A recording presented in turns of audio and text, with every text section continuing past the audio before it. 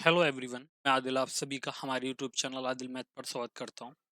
जैसे कि आप जानते हैं मैं आपको मैथ पढ़ाता हूं और आज की जो ये वीडियो होने वाली है ये एसएससी सीजीएल 2024 के लिए होने वाली है। और इसमें मैं आपको बताऊंगा 70 दिन की जो हमारी मास्टर स्ट्रेटजी है जिससे आप प्री क्वालिफाई कर पाएंगे और जो आपका फाइनल सिलेक्शन है वो ले पाएंगे। क्योंकि हमारा जो टारगेट है वो केवल ये नहीं कि आप प्री क्वालिफाई करें बल्कि ये है कि आप फाइनल सिलेक्शन तक पहुंचे। क्योंकि प्री क्वालिफाई तो आप आसानी से कर लेते हो लेकिन दिक्कत कहाँ पर आती है आपको टायर 2 में आती है, समझिए। क्योंकि पहला तो आपका केवल क्वालिफाई है और जब वैकेंसी ज्यादा होती है तो कट ऑफ आपकी डाउन जाती है। तो अगर वो क्वालिफाई हो भी जाए तो आप मेंस में रह जाते हैं। तो उसी को ध्यान में रखते हुए आज की जो हमारी स्ट्रेटजी है जो मैं आपको बताने वाला हूँ कि कैसे आपको पढ़ाई करनी है और कौन कौन से सब्जेक्ट पे आपको ज़्यादा काम करना है, वो सारी बातें आज हम यहाँ पर देखेंगे। तो सबसे पहले अगर आपने अभी तक चैनल को सब्सक्राइब नहीं किया तो आप चैनल को सब्सक्राइब कर लीजिए और बेल आइकन को प्रेस कर लीजिए। तो आ जाइए सबसे पहले देखते हैं। देखो यहाँ पर हम बात करेंगे 70 दिन की हमारी जो मास्टर स्ट्रेटजी है। तो वैकेंसी हमारी यहाँ पर कितनी है? 17,727, यानी लगभग अगर आप देखेंगे तो 18,000 भी कह सकते हैं क्योंकि अभी टेंटेटिव वैकेंसी है तो हो सकता है बढ़ भी जाए। अब यहाँ पर आपको जो पहले देखना है, देखो हमारा जो पैटर्न होता है, हमारा एक टायर 1 होता है, उसके बाद टायर 2 होता है, उसके बाद हमारी आती है फाइनल मेरिट। अब जब आप टायर 1 की बात करेंगे तो आपको पता होगा कि सर जो टायर 1 होता है ना वो केवल क्वालिफाइंग नेचर का होता है। क्वालिफाइंग नेचर का मतलब है जैसे ही आप टायर 1 को क्वालिफाई करोगे ये आपका बिल्कुल खत्म हो जाएगा, इसका कोई रोल आगे के लिए नहीं रहेगा, यानी इसके जो नंबर हैं वो आगे नहीं जुड़ेंगे। आप चाहे यहाँ पर कितना भी स्कोर क्यों ना कर लो टायर 1 में, ये केवल किस काम आने वाला है? ये केवल आपको यहाँ से एंट्री के लिए होगा टायर 2 में। तो यहाँ पर आपको कितना स्कोर करना है और यहाँ पर आप कैसे पढ़ाई करें ताकि आप फाइनल मेरिट में आ सकें, तो सारा उन्हीं पर हम बात करेंगे। देखो उससे पहले हम ये देख लेते हैं कि जो हमारे पिछले साल हैं, जैसे 21, 22, 23, इनकी हमारी कट ऑफ क्या थी, हमारी वैकेंसी क्या थी। तो अगर आप 2021 से देखोगे तो यहाँ पर वैकेंसी थी 7,686 वैकेंसी और आपकी कट ऑफ क्या थी 130। देखो यहाँ पर ये जितनी कट ऑफ लिखी हुई है सारी अनरिजर्व कैटेगरी यानी जनरल की ये कट ऑफ है। क्योंकि कभी भी हमें जो कंपेयर करना होता है हम इसी से करेंगे और आप भी यही मान के चलेंगे कि आपको जनरल की ही कट ऑफ क्वालिफाई करनी होती है, तभी आप सिलेक्शन ले पाएंगे। अब यहाँ पर देखो ये ऐसा भी होता है जैसे 7,686 अगर प्री में ज्यादा बच्चे लिए तो इसका मतलब यहाँ पर क्या है कि आपकी कट ऑफ थोड़ा डाउन चली जाती है। जैसे 15 गुना ले लिए तो क्या होगा, ज्यादा बच्चे ले लिए जाएंगे तो कट ऑफ थोड़ी सी डाउन। तो यहाँ पर क्या थी 130। लेकिन अगर आप 2022 में देखें तो 22 में आपने देखा कि सर हमारी वैकेंसी 37,409 वैकेंसी थी। 37,409 वैकेंसी आपको यहाँ पर देखने को मिली, जिसमें से 2022 में आपकी जो कट कट ऑफ थी वो कितनी थी 114। तो यहाँ पर इसमें अगर आप 2022 को देखोगे तो यहाँ पर बहुत से बच्चे ऐसे थे जो कि एवरेज थे और एवरेज बच्चे भी यहाँ पर उनकी एंट्री हो गई थी। क्योंकि यहाँ पर जो टोटल बच्चे लिए थे वो लगभग 3 लाख से ज्यादा ही लिए थे। तो जब 3 लाख से बच्चे ज्यादा यानी 10 टाइम्स से भी अगर बच्चे लिए जाएंगे तो 3,70,000 के समथिंग ये बच्चे बैठ रहे थे। तो 3.5 लाख अगर हम माने तो इतने बच्चों में एवरेज बच्चे भी आ चुके थे। वो सारे बच्चे ऐसे तो थे नहीं कि वो आपका मेंस क्वालिफाई करेंगे। तो मेंस जो किया था वो 80-85 हजार बच्चों ने क्वालिफाई किया है और जो आपका फाइनल फिर जो मेरिट बनी थी उसमें से भी वो कितनी थी 37,409 बच्चे थे। तो ये आपका यहाँ पर 2022 में हुआ था, वैकेंसी ज्यादा कट ऑफ आपकी बहुत ज्यादा डाउन चली गई। इसी तरह आप 2023 में देखें तो यहाँ पर वैकेंसी 8,415 और आपकी कट ऑफ क्या रही 150। 150 रहने का रीजन था इस बार एसएससी ने बच्चों के साथ क्या धोखा, और बच्चे कितने लिए केवल 8 गुना 8 टाइम्स बच्चे लिए। अब ये बताइए इतनी कम वैकेंसी बच्चे भी 8 गुना लिए तो कट ऑफ तो आपकी हाई रहनी थी। तो यहाँ पर ये हुआ। अब इसके बाद इस बार वैकेंसी कितनी है 17,727। तो अगर आप पिछले सालों को देखोगे अभी तक, देखो अभी तक जो एसएससी करता आ रहा है ना, तो एसएससी का जो काम रहता है वो कभी 10 गुना बच्चे लेता है, कभी 15 गुना बच्चे ले लेता है, कभी वो 8 गुना ले लेता है, कभी 9 गुना। तो एसएससी का कोई फिक्स नहीं है कि हमें इतने ही गुना बच्चे लेने। तो आप मान के चलिए 8 से 10 तो आप मान के चलिए कि इतने गुना लेगा, यानी इस बार आपके 1.5 लाख से ज्यादा बच्चे ये लेने वाला है, प्री में क्वालिफाई कराएगा। तो आपकी जो कट ऑफ रहेगी 2024 में, हम ये मान के चलते हैं कि अगर आप 135 135 नंबर लेकर आ रहे हैं तो इसका मतलब ये है कि आप प्री क्वालिफाई कर जाओगे, यानी 135 आपके हैं या इससे ऊपर आपके नंबर आ रहे हैं तो आप ये क्वालिफाई कर जाओगे। ये अभी हम केवल रॉ मार्क्स की बात कर रहे हैं, नॉर्मलाइजेशन की यहाँ पर कोई बात नहीं है, तो थोड़ा इसको ध्यान में रखना कि बात जो आपकी चल रही है वो केवल किसकी चल रही है, रॉ मार्क्स की चल रही है। तो ये आपका रहेगा। अब आपको केवल 135 नंबर नहीं लाने, क्योंकि अगर आप केवल 135 नंबर की सोच रहे हैं कि मैं इतने ही ले आऊंगा, प्री क्वालिफाई हो जाएगा, मेंस के लिए मेहनत करूंगा, तो बेटा आपको ये भी देखना है मेंस में टाइम आपको नहीं मिलता। मेंस के लिए अगर आप देखेंगे तो दिसंबर में आपका मेंस होना है। अब दिसंबर में स्टार्टिंग में भी हो सकता है, आपका लास्ट में भी हो सकता है, तो सितंबर अक्टूबर इसका टाइम है, तो बीच में आ रहा है नवंबर, यानी 2 महीने आप मान के चलिए केवल। अब 2 महीने में आप ऐसा क्या कर लेंगे, ठीक है, 2 महीने में आप फिर से एक बार रिवीजन कर लेंगे, बस इतना ही कर सकते हैं। तो आपको अभी से ये स्ट्रेटजी बना के चलनी है कि आपको जो नंबर लेकर आने हैं, जो ये नंबर मैं बता रहा हूँ, इससे कम से कम आपको 20 नंबर प्लस जाना है। जितना आप ऊपर जाओगे उतना आपके सिलेक्शन के, फाइनल सिलेक्शन के चांस बनेंगे, क्योंकि आप प्री क्वालिफाई कर लोगे लेकिन मेंस नहीं हुआ, फिर से आप क्या होगा, पढ़ाई आपकी डिस्टर्ब होगी, क्योंकि आप की जो तैयारी है, जब आप पढ़ते हैं तो मेंटली आदमी डिस्टर्ब कब होता है, यानी जो बच्चा होता है मेंटली डिस्टर्ब तब होता है जब सिलेक्शन नहीं होता। तो दोबारा से फिर से पढ़ाई करना एक बहुत कठिन काम होता है ये। तो इसलिए आपको क्या करना है, अब आपको ये 135 दिख रहा है, लेकिन आप 135 मत मानिए, आप ये मान के चलिए आपको प्री में 165 नंबर लेकर आने हैं। अगर आप 165 या 160 इससे ऊपर जा रहे हैं, जितना ऊपर आप जाओगे इतने ज्यादा आपके फाइनल में सिलेक्शन होने के चांसेस ज्यादा रहेंगे, क्योंकि प्री का रिजल्ट आने के बाद या पेपर होने के बाद केवल आप क्या करोगे, केवल और केवल आप जो करोगे रिवीजन, ठीक है, इससे ज्यादा आप कुछ नहीं कर सकते। अगर आप ये सोचते हैं कि कुछ नया आप पढ़ लेंगे तो आप कभी नहीं पढ़ पाएंगे। ये मैं खुद अपना अनुभव बता रहा हूँ, समझे। यहाँ तक कि अब आप नया भी बहुत कम सीखेंगे प्री में भी। अब आप केवल क्या करेंगे कि जो आपने पढ़ रखा है ना, आप उन्हीं चीजों को बेहतर बनाएंगे। अब उन्हीं पर आपको काम कैसे करना है, तो जरा उसी के ऊपर हम बात करेंगे। तो सबसे पहले अब जरा हम आगे चलते हैं बेटा, किस में आपको कितना स्कोर करना है, ठीक है, ये हमारी कुछ बेसिक जानकारी थी। अब आते हैं मेन मुद्दे पर, जिसके लिए आपकी ये वीडियो है। बस आपको ये है कि जो आपको बताया जा रहा है ना, आपको टारगेट ये करना है कि उस सब्जेक्ट में आपको इतना स्कोर करना है। अब स्कोर आप कैसे करोगे वो आपको देखना है, ठीक है, स्कोर तक आपको जरूर पहुंचना है, कि जब तक आप उस स्कोर तक नहीं पहुंचोगे तब तक आप सिलेक्शन नहीं ले पाओगे। अब यहाँ पर आपके जो सब्जेक्ट हैं, सबसे पहले हम सब्जेक्ट ही लिख लेते हैं। आपके 4 सब्जेक्ट यहाँ पर मेन है। एक तो मैथ होता है, जिसको हम क्वांट भी कहते हैं। दूसरा आपका रीजनिंग आ जाएगा, रीजनिंग, और रीजनिंग के बाद आपका जीएस आ जाएगा। रीजनिंग के बाद आ गया जीएस, और जीएस के बाद आ गया इंग्लिश। जीएस के बाद इंग्लिश। अब होता क्या है, देखो ये बोला जाता है कि अगर आपने इन चारों में से कोई भी तीन सब्जेक्ट पर अगर आपने अच्छे से कमांड बना ली अपनी, और एक सब्जेक्ट अगर आपका एवरेज रह भी जाए तब भी आप सिलेक्शन ले पाएंगे। वो कैसे, तो सबसे पहले आपको जो टारगेट करना है, भी आपको टारगेट ये बनाकर चलना है कि सर मैथ में जो नंबर लेकर आने हैं वो 38 प्लस लाने 50 में से, यानी 50 में से जो आपका मैथ में स्कोर होना चाहिए वो कितना हो, 38 प्लस होना चाहिए।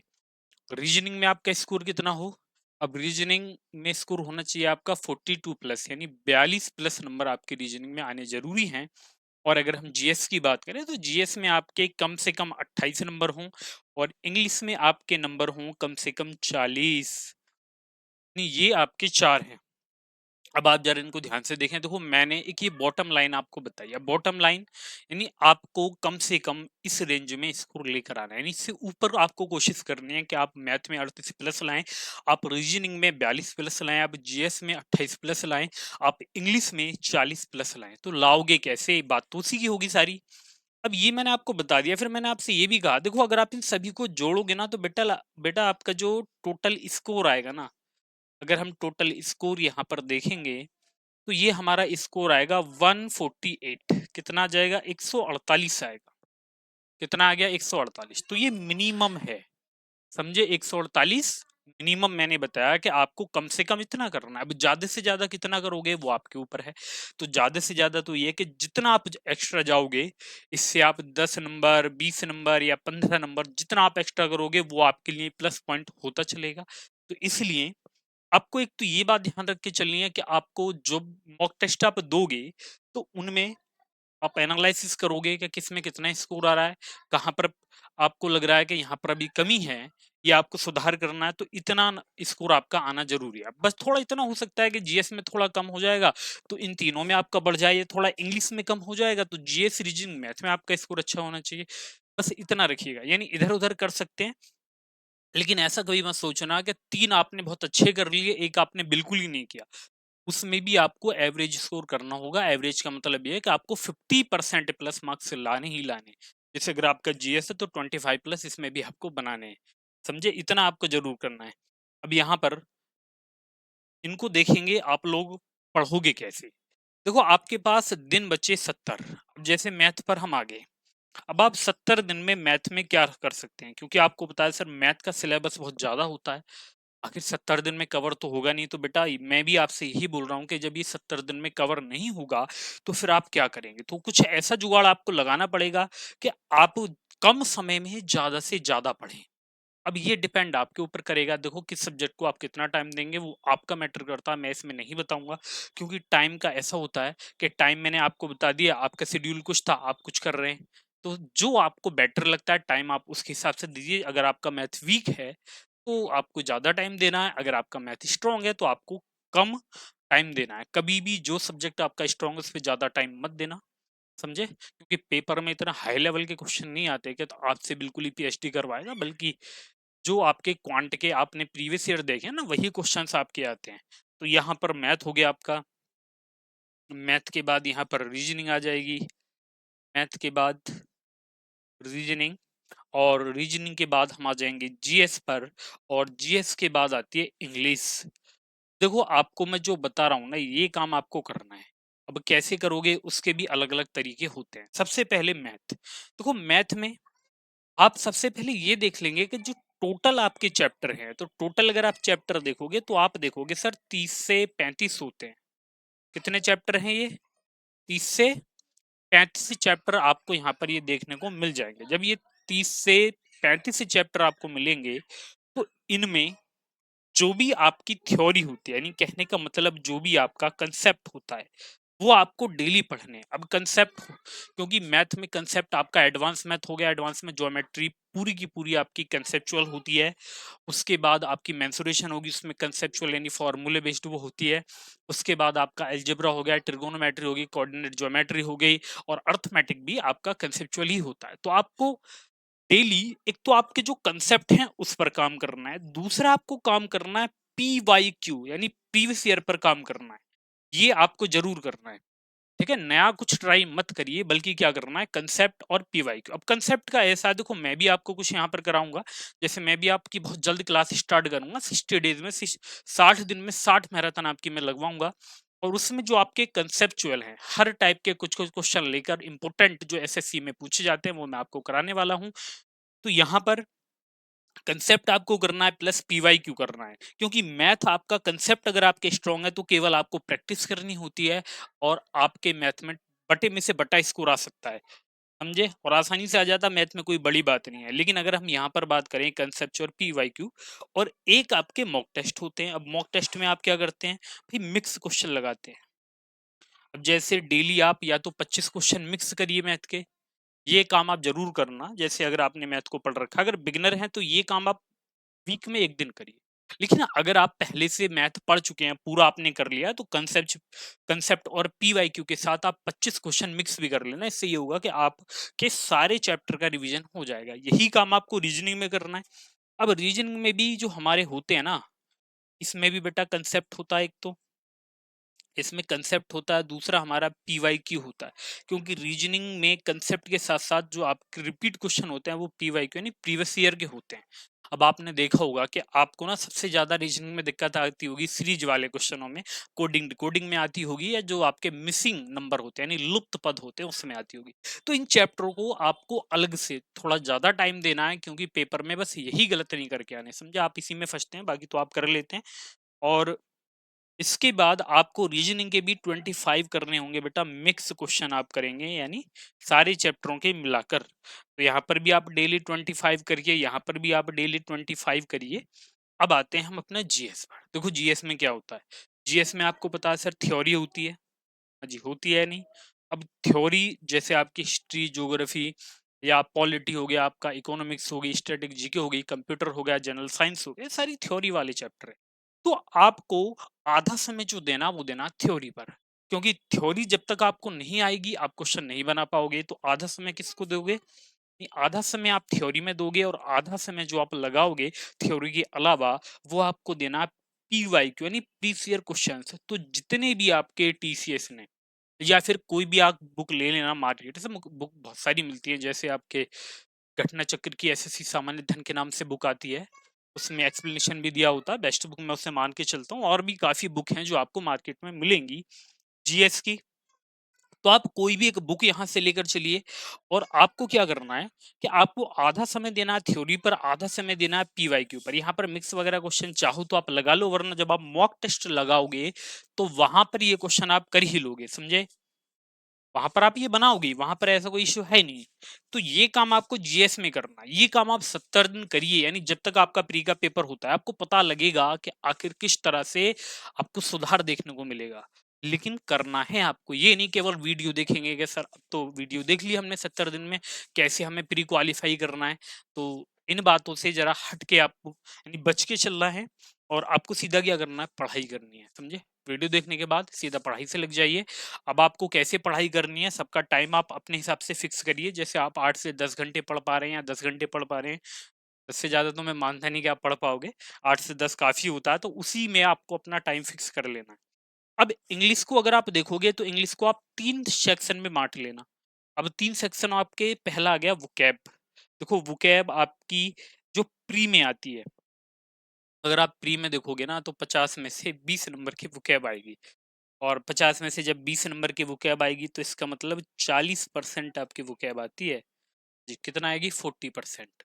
समझ सकते हो वोकैब का रोल कितना होता है। सबसे अच्छी बात ये होती है बेटा, ये जो वोकैब आती है ना, ये केवल आपकी प्रीवियस ईयर की पूछी जाती है, समझे? घुमा फिरा के वही चलता रहेगा। तो आपके पास या तो पहले से बुक होगी वोकैब की, नहीं है तो आपका कोई फ्रेंड हो या फिर आप मार्केट में जाएंगे तो काफी बुक आती हैं प्रीवियस ईयर की, जैसे कि वोकैब की केवल एक, हाँ, ब्लैक बुक भी आती है वोकैब की। तो वहां पर आप देख सकते हैं कि वहां से जब आप बुक पढ़ोगे या जो वोकैब आप करोगे तो आपके 40% अगर ये नंबर बन रहे तो आप ना इंग्लिश में 100% अच्छा स्कोर कर लोगे। दूसरा पार्ट आपका आता है ग्रामर सेक्शन। अब ग्रामर के लिए आपको ये कंसेप्चुअल होती है, तो इसके लिए आपको कोई टीचर देखना पड़ेगा। अब टीचर यूट्यूब पर बहुत सारे अवेलेबल हैं, आप देख सकते हैं कोई भी एक टीचर, समझे? बहुत टीचर अवेलेबल है तो कोई भी आप एक देख लो। और तीसरा आता है आपका कॉम्प्रिहेंशन, पैसेज, क्लो टेस्ट, पीक्यूआरएस, ये सब आते हैं।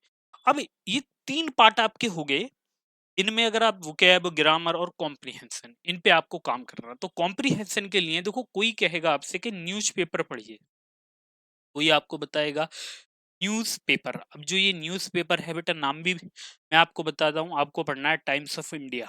आपको कौन सा पढ़ना है? Times of India. यानी एसएससी के लिए जो बेस्ट न्यूज़पेपर मैंने पढ़ा था या जो मैं मान के चलता हूँ वो टाइम्स ऑफ इंडिया है। हिंदू आप बिल्कुल मत पढ़ना, वो सिविल सर्विस के लिए होता है। तो आपको ये पढ़ना है, क्योंकि जो वोकैब है आपकी इस पेपर की मिलती जुलती आपको मिलेगी।